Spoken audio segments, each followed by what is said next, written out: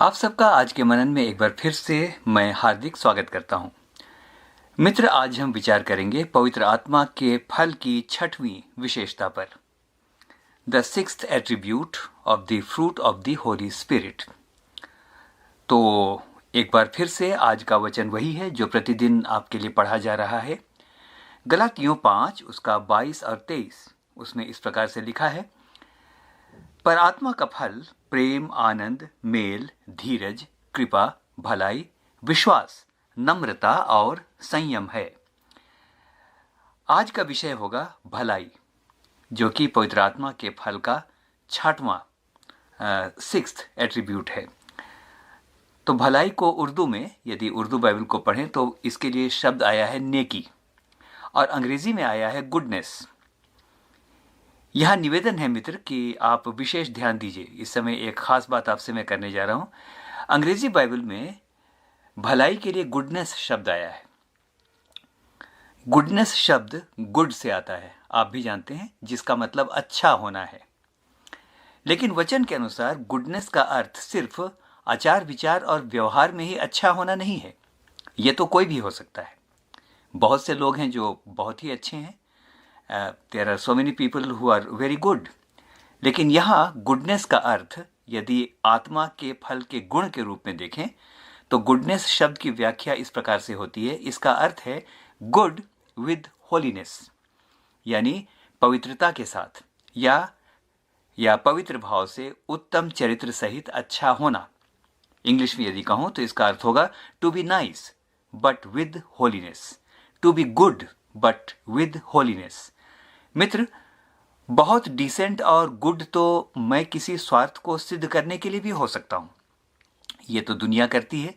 आप बहुतों को देखें कि अचानक बहुत अच्छी तरह बात करने लगे, अचानक बहुत गुड हो गए, अचानक बहुत अच्छे हो गए, अचानक बहुत डिसेंट हो गए। तो कई बार फिर हमको शक होने लगता है कि इतनी अच्छी तरह बात क्यों कर रहे हैं, कोई स्वार्थ तो नहीं है। लेकिन यदि परमेश्वर के वचन को देखें तो इसकी व्याख्या बिल्कुल अलग है। ऐसी वाली गुडनेस जिसको हम बोलते हैं कि बड़ा अच्छा चल रहा है, बहुत गुडी गुडी चल रहा है, ऐसा बोलते हैं ना, तो ये गुडनेस पवित्र आत्मा के फल का गुण नहीं है। पवित्र आत्मा के गुण के लिए मेरी डिसेंसी और गुडनेस में कपट या निहित स्वार्थ का भाव नहीं होना चाहिए, लेकिन पवित्रता होनी चाहिए। हिंदी बाइबल में जो भलाई शब्द आया है वह इस अर्थ में आया है कि हम यदि भलाई करें, यानी हम भलाई तो करें लेकिन किसी निहित स्वार्थ से नहीं, लेकिन पूरी पवित्रता से। तो आइए अब इस संदर्भ में हम भलाई शब्द को देखते हैं। याकूब 4 और उसके 17 में एक बहुत ही महत्वपूर्ण पद है। यहां लिखा है, जो भलाई करना जानता है और नहीं करता उसके लिए यह पाप है। मित्र, यहां एक बार फिर से यहां पर दोहराना चाहता हूं कि भलाई करना और पवित्र भाव से भलाई करने में बहुत फर्क है।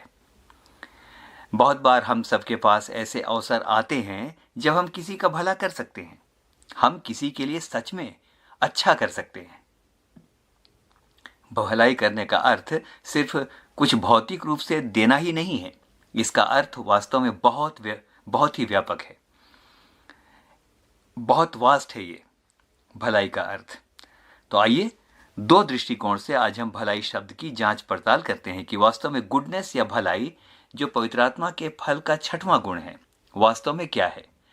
तो पहली बात, किसी के लिए अच्छा कहना, किसी को प्रोत्साहित करना, किसी को दुख या अवसाद की घड़ी में संभालना भी भलाई करना है। ऐसा करना भी भलाई करना होता है। वचन में हमने अय्यूब के बारे में पढ़ा है। हम सब जानते हैं वो एक ऐसा व्यक्ति था कि स्वयं परमेश्वर भी उसकी गवाही देता था। उसने सबके साथ भलाई की थी। आइए देखिए, उसकी भलाई की गवाही स्वयं उसके मित्र इन शब्दों में दे रहे हैं।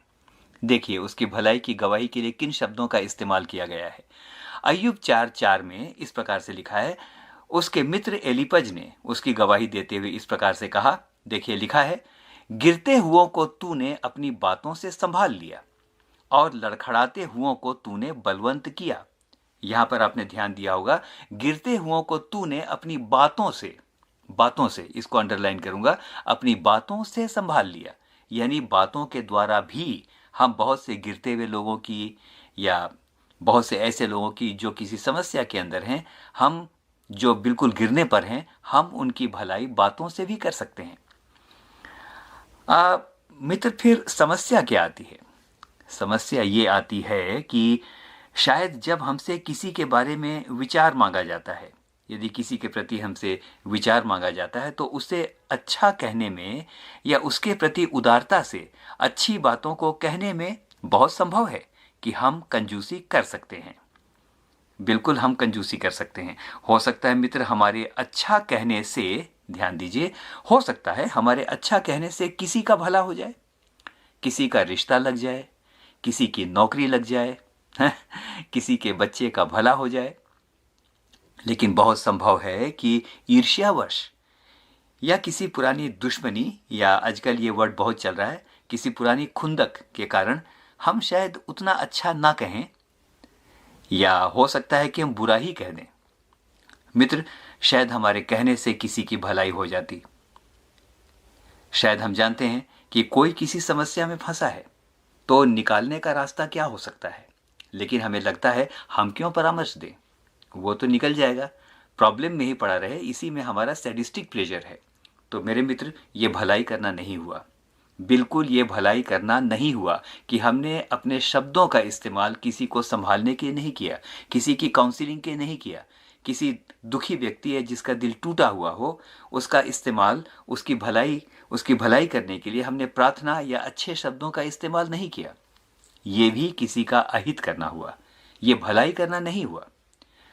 हम जानते हैं कि हम अच्छा कर सकते थे, हम अच्छा सुझाव दे सकते थे, लेकिन यदि ऐसा नहीं किया तो वचन के अनुसार ऐसा करना पाप है और हमने भलाई नहीं की। तो आत्मा के फल का गुण है भलाई, स्वार्थ वाली भलाई नहीं, लेकिन निष्कपट मन से भलाई। यदि हम ऐसी भलाई करते हैं, बातों के द्वारा लोगों को संभालते हैं, बातों के द्वारा लोगों को गिराते नहीं, बातों के द्वारा, वचन के द्वारा, प्रार्थना के द्वारा यदि हम लोगों को संभालते हैं, तो हम उनकी भलाई करते हैं। और यदि ऐसा करते हैं तो आत्मा का यह गुण, जिसका नाम भलाई है, हमारे अंदर है। नीति वचन 11 उसका 25 मुझे बहुत पसंद आता है। ये पद मैं बहुत पसंद करता हूं। यहां लिखा है, जो दूसरों की खेती सींचता है उसकी भी सींची जाएगी। आज जब हम मनन कर रहे हैं तो इस समय यह विचार करने का समय है मित्र कि क्या कहीं ऐसा तो नहीं है कि हमारा खेत सूखा हुआ है। तो भाई, हमारा खेत क्यों सूखा हुआ है? इसकी वजह क्या है? शायद हम परेशान हैं। क्यों हमारा खेत सूखा हुआ है? क्यों हमारे कार्य सफल नहीं होते? तो इसका जवाब आज के वचन के अनुसार तो ऐसा होगा कि कहीं ऐसा तो नहीं कि जब हम दूसरे का खेत सींच सकते थे, तब व्यस्त होने का बहाना बनाकर, घटी कमी का बहाना बनाकर हमने किसी दूसरे का खेत नहीं सींचा। तो आइए, सिंचित होने के लिए या आशीष पाने के लिए हम दूसरों के खेतों को भी सींचें, हम दूसरों की भी सहायता करें। बातों के द्वारा, अच्छे शब्दों के द्वारा, प्रोत्साहन देने के द्वारा हम बहुतों की भलाई कर सकते हैं। मैं ऐसे लोगों को जानता हूं मित्र, जिनको जब अच्छे शब्द जब कहे गए, जब उनको प्रोत्साहित किया गया, तो बाद में उन लोगों की गवाही आई। हम शायद आत्महत्या कर लेते, लेकिन उन्हीं वचनों की वजह से, आपके प्रोत्साहन की वजह से, मैं सिर्फ अपने लिए नहीं कह रहा हूं, ऐसे बहुत सारे शब्द आते हैं कि लोग गवाही देते हैं कि लोगों के प्रोत्साहन की वजह से आज वो जिंदा हैं और आज वो खुश हैं। तो हम शब्दों के द्वारा भी भलाई करके किसी का जीवन बचा सकते हैं। दूसरी बात मित्र, अब मैं लेने देने की बात पर आता हूं। ओके, हम सभी बहुत प्रार्थना, वचन का पठन पाठन, उपासना, उपवास आदि करते हैं। कलीसिया में भी नियमित रूप से जाते होंगे। एक पद आपके लिए, बल्कि 2 पद हैं, मैं आपके लिए मिला जुला कर पढ़ता हूं। यशायाह 58 उसके 6 और 7 को मिला जुला कर पढ़ता हूं। यहां देखिए कि परमेश्वर वास्तव में क्या चाहते हैं। यहां देखेंगे, आज हम सुनेंगे कि परमेश्वर वास्तव में हमारे जीवन से क्या चाहते हैं, किस धार्मिकता से वो प्रसन्न होता है। सुनिएगा, लिखा है, जिस उपवास से मैं प्रसन्न होता हूँ, क्या वह यह नहीं है कि अपनी रोटी भूखों को बांट देना, अनाथ और मारे मारे फिरते हुओं को अपने घर ले आना, किसी को नंगा देखकर वस्त्र पहनाना और अपने जाति भाइयों से अपने को न छिपाना। मित्र, परमेश्वर तो ऐसे उपवास और ऐसी आराधना से प्रसन्न होता है। हमारे सामने कुछ उदाहरण दूंगा। विशेषकर इस कोरोना काल में बहुत से लोग ऐसे रहे हैं जिन्होंने भारी नुकसान सहा है। नौकरियां चली गईं, जिन लोगों पर बच्चे आश्रित थे शायद उनका निधन हो गया है। लुक अराउंड, अपने आसपास देखिए। लेकिन मित्र, मैं सिर्फ कोरोना काल की बात नहीं कर रहा हूं। मैं बात कर रहा हूं कि यदि कोई भी व्यक्ति सच में किसी जरूरत में हो और हम उसकी भलाई के लिए कुछ कर सकते हैं तो अवश्य करें।